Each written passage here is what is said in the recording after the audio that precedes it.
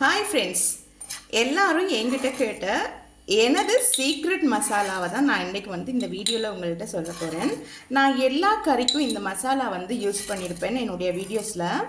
அதில் நிறைய பேர் என்கிட்ட கேட்டிருந்தீங்க, அது என்ன வீட்டில் அரைச்ச மசாலா எங்களுக்கும் அது ஒருக்கா சொல்லுங்கள் அப்படின்னு சொல்லி கேட்டிருந்தீங்க. வாங்க வீடியோவில் பார்க்கலாம் எப்படி நான் என்னுடைய சீக்ரெட் மசாலாவை செய்கிறது அப்படின்ட்டு.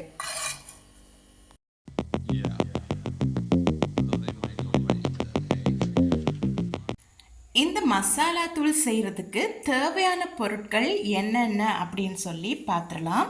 இதில் என்னென்னா, நான் இந்த மேசக்கரண்டி அளவில் தான் அளவு எடுத்திருக்கேன். அதன்படி நீங்கள் மேசக்கரண்டியாக இருக்கலாம் அல்லது கப்பாக இருக்கலாம். அப்படி இல்லைன்னு சொன்னால் நீங்கள் கிராமை வச்சு நிறுத்தெடுக்க போகிறீங்கன்னாலும் பரவாயில்ல. அதன் மூலமாக நீங்கள் எல்லாமே சம அளவாக எடுத்துக்கோங்க. ஜாதிக்காய் உள்ள ஒட்டி இருக்கிற அந்த பூ, நட்மக் அப்படின்னு சொல்லுவாங்க. ஜாதிக்காவில் இருக்கிற பூ அந்த ஒட்டி இருக்கும் இல்லையா, பிங்க் கலரில், அது அரை மேசக்கரண்டி. கராம்பு அரை மேசக்கரண்டி. இது அன்னாசிப்பூ. இந்த அன்னாசிப்பூ பார்த்தீங்க அப்படின்னு சொன்னால் 2 பெரிய பூவும் 3 சின்ன பூவுமா 5 பூ எடுத்திருக்கேன். ஏலக்காய் ஒரு மேசக்கரண்டி. சின்ன சீரகம் 1.5 மேசக்கரண்டி எடுத்திருக்கு. கருவாப்பட்டை, அதாவது சுருள் பட்டை அப்படின்னு சொல்லுவீங்க. இது ஒரு பெரிய பட்டையை உடைச்சி வச்சுருக்கேன். அதுக்கப்புறம் வெந்தயம் 1 டேபிள் ஸ்பூன் எடுத்திருக்கேன்.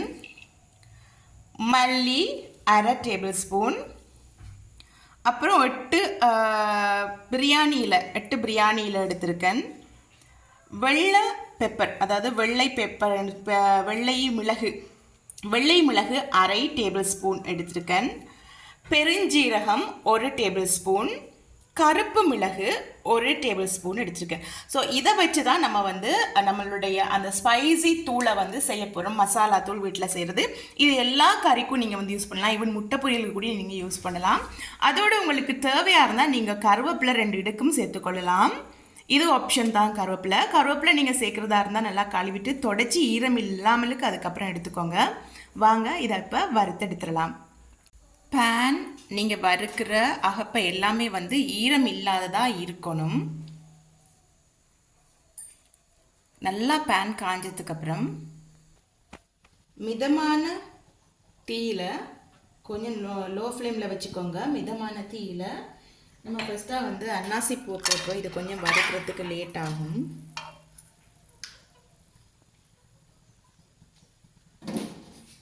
அன்னாசி பூ, கராம்பு எல்லாமே நம்ம உண்டாவே போட்டு வறுத்துடலாம்.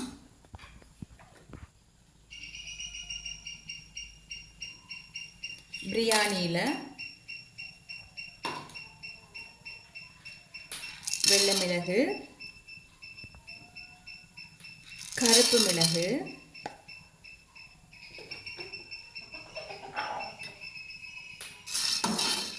இது போட்டு கொஞ்சம் சூடானதும்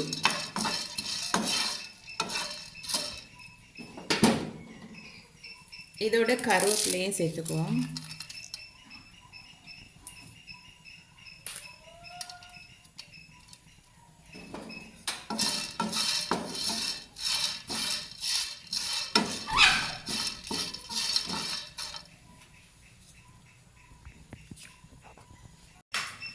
பட்டை,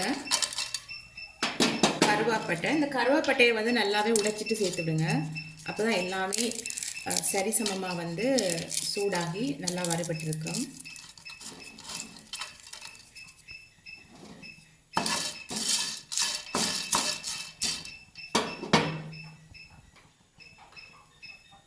ஏலக்காய், இது ஜாதிக்காவினுடைய பூ.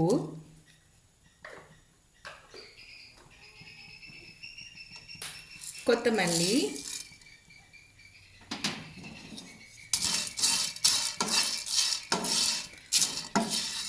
மிதமான தீயில தான் நீங்கள் வறுக்கணும். தீயை அதிகரிச்சிடாதீங்க.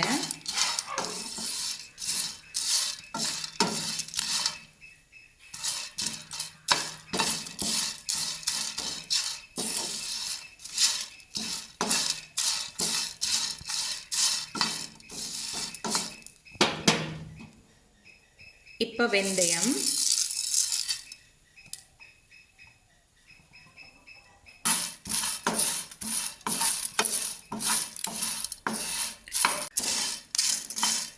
இப்படி நீங்கள் 2 நிமிஷத்துக்கு தொடர்ச்சியாக மிதமான தீயில வறுக்கணும் நல்லா. இது வறுக்கும்போது உங்களுக்கு தெரியும் இது வறுந்துட்டா இல்லையா அப்படின்னு சொல்லி பார்க்குறதுக்கு நீங்கள் இந்த மாதிரி இலையெல்லாம் எடுத்து போய் உடைச்சி பார்த்தீங்கன்னா இந்த மாதிரி சத்தத்தோட உடையும். பாருங்கள் நல்லா உடையும். இப்போ நீங்கள் அன்னாசி பூலாம் நார்மலாகவே உடைச்சா உடைக்கிறது கஷ்டம். இது நல்லா உடைய ஆரம்பிச்சிருச்சு. இப்போ பட்டை எல்லாமே நல்லா இதாகிடுச்சு பாருங்கள். கருவேப்பிலை கூட நல்லாவே இதாகிட்டு. இப்போ இந்த ஸ்டேஜில் நீங்கள் சின்ன சீரகம் அண்ட் பெரிய சீரகம் இது ரெண்டையும் வந்து கடைசியாக போட்டு ஒரு 1 மினிட் வறுத்துட்டு ஆற வச்சுருங்க. நான் முன்னமே சொன்ன மாதிரி இது வந்து நீங்கள் எல்லா கறிக்கும் யூஸ் பண்ணலாம். சாம்பாராக இருக்கட்டும், கடைசியில் சாம்பார்லாம் நீங்கள் சமைச்சிட்டு கடைசியில் ஒரு பிஞ்ச் அப்படி எடுத்து மேலால் தூவி விட்டீங்கன்னா வாசனை மூக்க தொலைக்கிறது மட்டும் இல்லை, நிறைய பெனிஃபிட், ஹெல்த் பெனிஃபிட்டும் இதில் இருக்குது.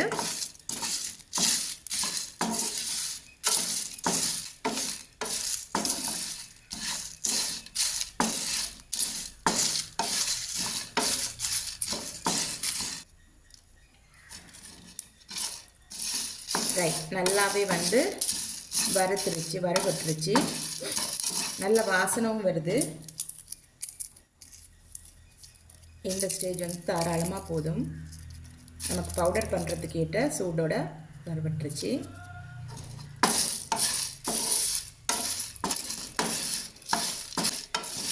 இப்போ வந்து நம்ம அடுப்பை ஆஃப் பண்ணிவிட்டு இதே அந்த அடுப்பு பேன்ற சூட்லேயே கொஞ்சம் வறுக்க விட்டுருவோம். நீங்கள் அடுப்பை ஆஃப் பண்ணிவிட்டு இதை அப்படி வறுக்காமலுக்கு விட்டுறாதீங்க. அடுப்பை ஆஃப் பண்ணினதுக்கு அப்புறமும் இதை வந்து இந்த மாதிரி ஒரு 2 மினிட்ஸுக்கு வந்து வறுத்து கொண்டே இருங்க. இல்லாட்டி கருகி போயிடும். இல்லை இந்த பேனுக்கு வந்து சூடு இருக்குது தானே, அதனால கருக ஆரம்பிக்கும். வறுக்கும் போதே வாசனை செம்மையாக இருக்குது. நீங்கள் ஒரு முட்டை ஆம்லெட் போடுறீங்க, அல்லது முட்டை கறி சமைக்கிறீங்க, இறைச்சி கறி சமைக்கிறீங்க, பிரியாணி சமைக்கிறீங்க, எல்லாத்துக்குமே நீங்கள் இது வந்து ஃபினிஷிங் டச்சப்பாக நீங்கள் வந்து யூஸ் பண்ணலாம். இதை நீங்கள் யூஸ் பண்ணினீங்க அப்படின்னு சொன்னால் உங்கள் வீட்டில் எல்லோரும் கேட்பாங்க, என்ன திடீர்னு நீங்கள் நல்ல டேஸ்ட்டாகவும் மனமாகவும் சமைக்க ஆரம்பிச்சிட்டீங்க அப்படின்னு சொல்லி கேட்பாங்க. அவ்வளவு டேஸ்ட்டான ஒரு பர்ஃபெக்டான ஃபினிஷிங்கை வந்து இந்த இது கொடுக்கும்.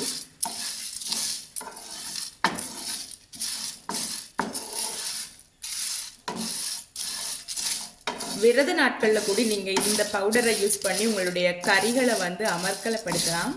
சாம்பாரெல்லாம் சூப்பராக செம்மையாக செய்யலாம் இந்த பவுடர்லையும். சாம்பார் வச்சுட்டு நீங்கள் கடைசியாக இறக்குனதுக்கு அப்புறம் ஒரு பிஞ்ச் எடுத்து மேலால் தூவிட்டு மூடி வச்சுட்டிங்கன்னா போதும். ஒரு பிஞ்ச் தான். பிஞ்ச் என்ன தெரியும் தானே, இப்படி இப்படி எடுத்து இப்படி போடுறது தான் பிஞ்ச்.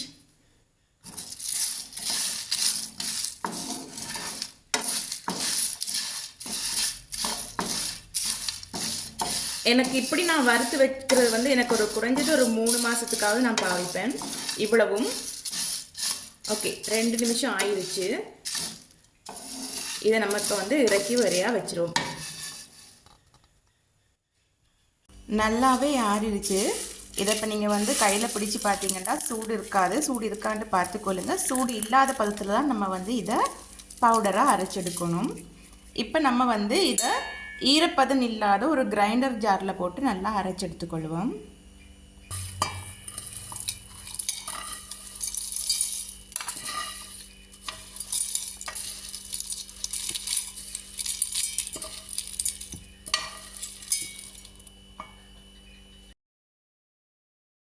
நல்லா அரைச்சி எடுத்துகிட்டு வந்துடுவோம்.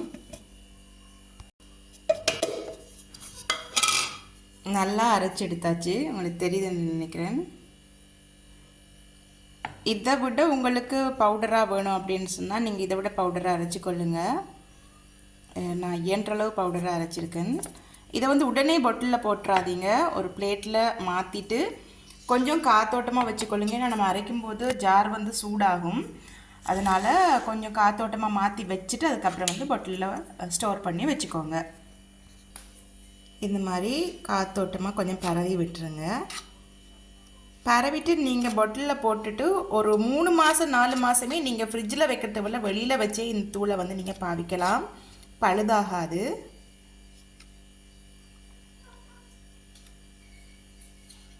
இந்த மாதிரி காத்தோட்டமாக ஒரு இடத்துல விட்டு பரவி விட்டுருங்க. ஏன்னா நம்ம அரைக்கும் போது ஜார் சூடாகும். தூள்கள் கொஞ்சம் சூடாக இருக்கும். அதனால் கொஞ்சம் காத்தோட்டமாக விட்டுட்டு ஒரு 5லேருந்து 10 நிமிஷம் நல்லா ஆற விட்டதுக்கு அப்புறம் நீங்கள் ஒரு போத்தலில் போட்டு நல்லா அதை ஸ்டோர் பண்ணிக்கலாம். ஃப்ரிட்ஜில் வைக்கணுன்ற அவசியம் கிடையாது. நீங்கள் வெளியில் வச்சே 3லேருந்து 4 மாதம் வரைக்கும் இந்த வாசம் போகாமல் இருக்கும் நல்லாவே பாவிக்கலாம். எல்லா சாப்பாட்டுக்கும் நீங்கள் யூஸ் பண்ணலாம். எனக்கு அரைக்கும் போதே செம வாசமாக இருக்குது. ட்ரை பண்ணி பாருங்கள். இந்த மாதிரி காஞ்ச ஈரப்பதம் இல்லாத ஒரு பாட்டிலில் நீங்கள் ஸ்டோர் பண்ணி வச்சிட்டிங்கன்னா நீண்ட நாட்களுக்கு நீங்கள் யூஸ் பண்ணலாம்.